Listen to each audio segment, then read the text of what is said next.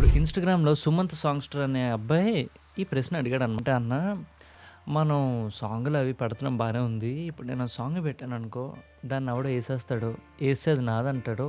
తర్వాత ఆ డబ్బులు నాకు రావు. అది పెద్ద హిట్ అయిపోతది. ఒరిజినల్ చేసిందేమో నేను. కానీ క్యాష్ వస్తుందేమో ఆడికి. ఇప్పుడు ఎలాగా? What to do about this?" So, ఈ కాపీరైట్‌లకి ఈటికి సంబంధించింది ఏమైనా అడిగాడనమాట. సో, దానికోసం ఈ పర్టిక్యులర్ వీడియో. సో, అసలు ఈ కాపీరైట్ ఎందుకు అనేది చూద్దాం. కాపీరైట్ ఎందుకు అంటే, అది మనది అని మనకు తెలుసు. కానీ గవర్నమెంట్‌కి చెప్పడం. ఇది నాది అని గవర్నమెంట్‌కి చెప్పడం. అందుకే మీరు చూస్తే పిల్లలు పుట్టినా, మ్యారేజ్ అయినా, ల్యాండ్ కొన్నా, ఏవి కొన్నా ఈ లీగల్ డాక్యుమెంట్స్ ఉంటాయి. అవి దేనికోసం? ఎందుకంటే గవర్నమెంట్‌కి తెలుసు అది మనది అని. సో, ఇప్పుడు గవర్నమెంట్‌కి ఎందుకు తెలియాలి?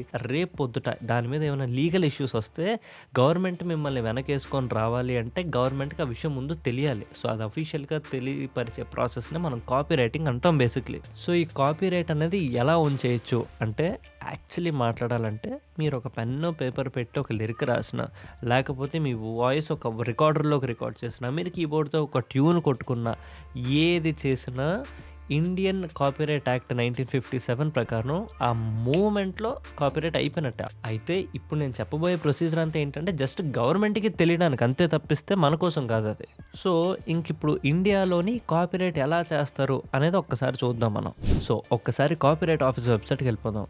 విచ్ ఇస్ copyright.gov.in అని ఉంటది. అది అఫీషియల్ సైట్ అనమాట కాపీరైట్ రిజిస్ట్రేషన్స్‌కి. సో, దాంట్లోకెళ్ళి ఒక అకౌంట్‌ని క్రియేట్ చేయాలి. దాన్ని సైన్ అప్ అయ్యి లాగిన్ అయిపోవచ్చు. అది పెద్ద మ్యాటర్ ఏం కాదు. సో, దాంట్లోని మీకు ఫార్మ్ 14 అని ఒకటి ఉంటది. అయితే ఇక్కడ 2 ఉంటాయి. ఒకటి మ్యూజికల్ వర్క్ అని ఉంటది.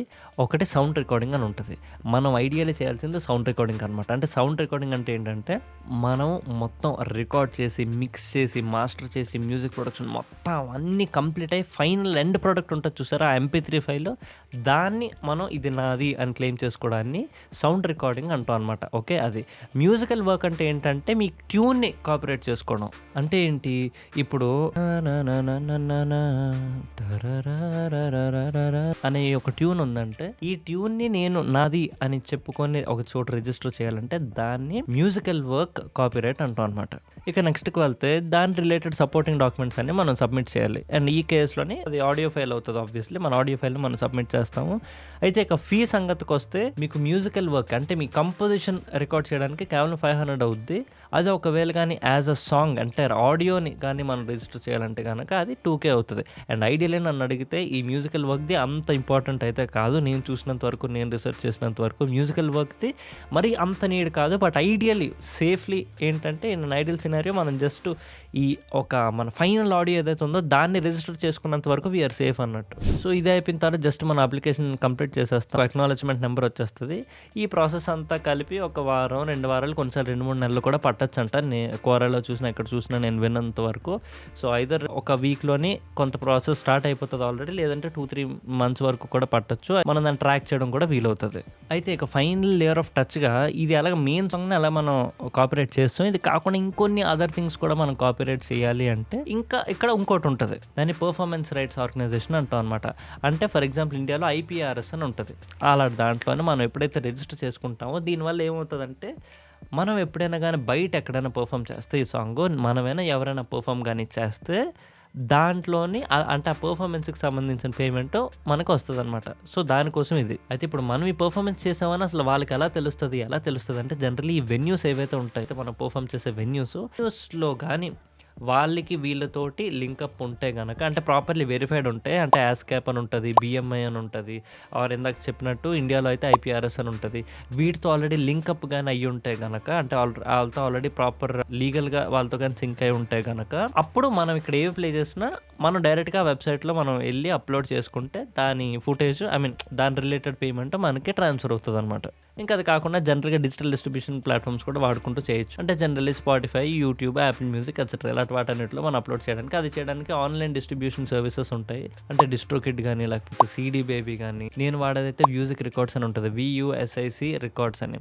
సో, అది గానీ ఇలాంటివి ఏవైనా మనం వాడుకుంటూ ఉండొచ్చనమాట. వాటిల్లో గానీ మనం పోస్ట్ చేసి పబ్లిష్ గానీ చేస్తే మీకు ఈ అన్ని ప్లాట్‌ఫామ్స్‌లోకి వెళ్ళిపోతది. అయితే దీంట్లో కామన్‌గా ఉండే ఒక క్వెషన్ ఏంటంటే, ఇప్పుడు యూట్యూబ్‌లో మనం ఇలా పెడుతున్నాం కదా, బానే ఉంది. యూట్యూబ్‌లో పెట్టిన తర్వాత యూట్యూబ్ వాడు ఆల్రెడీ మనకు కంటెంట్ ఐడి అని ఇస్తాడు. అంటే ఏంటి? ఈ ఆడియోకి సిమిలర్‌గా ఉన్న వేరే ఆడియో ఏమైనా ఉంటే గనక, ఏమైనా మ్యాచ్ గాని ఉంటే అంటే గనక వాడు ఆల్రెడీ క్లెయిమ్ చేసి దానికి సంబంధించిన మానిటైజేషన్ అయిన మనీ మనకి ట్రాన్స్ఫర్ చేసేస్తాడు. సో అలా ఉన్నప్పుడు ఇవన్నీ ఎందుకు అనేది.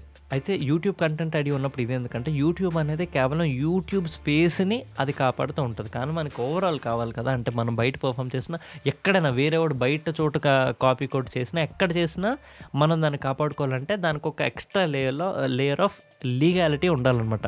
ఆ లీగల్గా రిజిస్ట్రేషన్ చేసుకోవడం కోసం ఇది పనిచేస్తుంది. ఎందుకంటే కంటెంట్ ఐడి అన్ని వైపులా అది చేయడం అన్నిసార్లు అది చేయడానికి కష్టం. అయితే లెట్సే మన దగ్గర అంత క్యాష్ లేదు అనుకుంటే దీంట్లో పూర్ మ్యాన్స్ కాపీరైట్ అని కూడా ఒక కాన్సెప్ట్ ఉంటుంది. Which is basically me song ఉందంటే మీ సాంగ్ ఆడియోని మీకు మీరే మెయిల్ చేసుకోవడం, లేకపోతే మీ సాంగ్ లిరిక్స్ని మీకు మీరే మెయిల్ చేసుకోవడం లాంటి. సో దానివల్ల ఏంటంటే అది మరీ లీగల్గా అంత సపోర్ట్ చేయదు కానీ but it can be kind of helpful. ఏంటంటే ఇదిగో నేను ఈ పలానా డేట్ నీ సాంగ్ విన్నాను అంటే కనుక ఇది నాదన్నట్టే కదా, ఈ డేట్ తర్వాతే కదా సాంగ్ రిలీజ్ అయింది అంటే hence this song belongs to me అని చెప్పుకోవడానికి యూజ్ అవుతుంది అనమాట. సో ఇదే కాకుండా ఇలాంటి వీడియోస్ ఇంకా కొన్ని పెడతా ఉంటాను, అట్లీస్ట్ పెడదామని అనుకుంటున్నాను ఈ ఛానల్లో. అది వచ్చినప్పుడు మీకు తెలియాలంటే అందరూ చెప్పినట్టే సబ్స్క్రైబ్ చేయాలనే విషయం మీకు తెలుసు.